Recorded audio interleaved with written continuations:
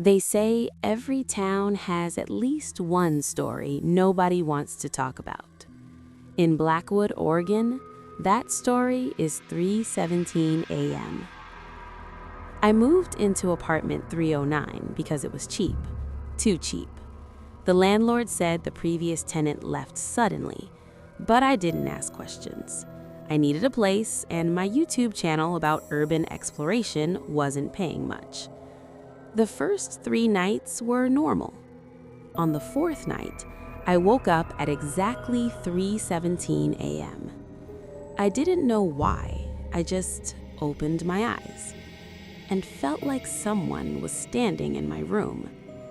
The air was cold. My body felt heavy, like something was pressing on my chest. I tried to move, but couldn't.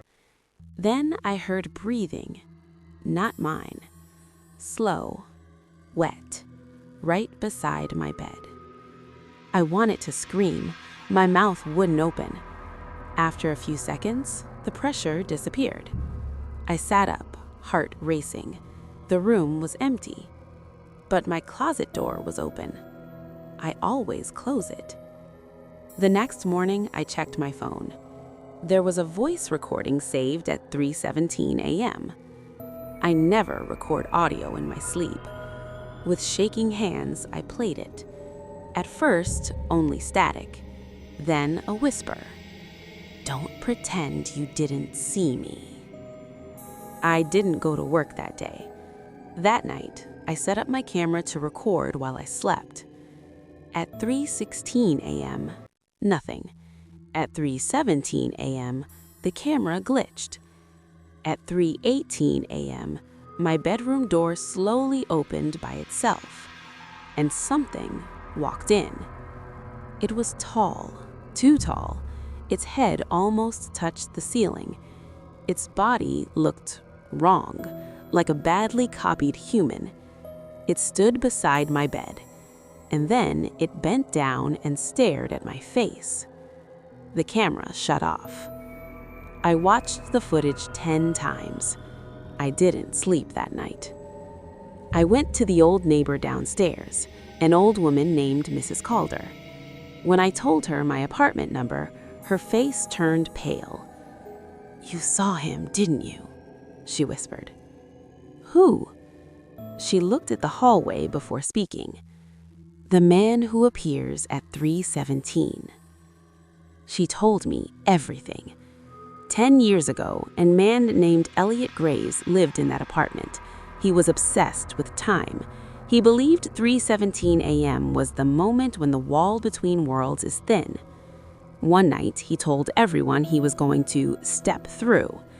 They found his apartment empty. No body, no blood, just his face burned into the bedroom mirror like a shadow.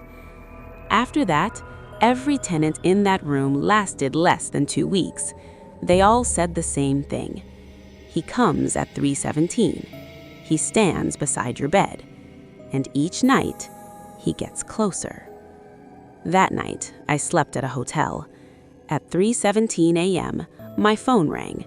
It was my number, calling itself. I didn't answer.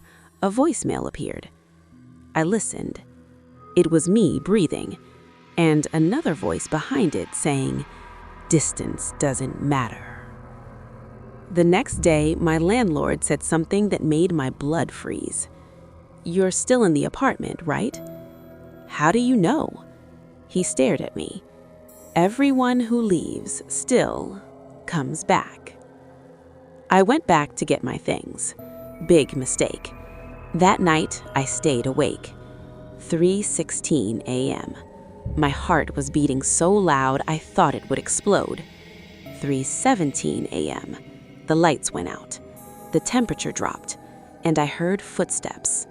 Slow, heavy, coming from inside my room. But I was already in the room. The closet door opened, and he stepped out.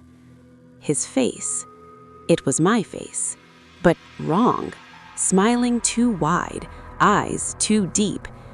"You took my place," he said in my voice. "I need it back." I ran. The hallway was longer than it should be. The exit door was gone.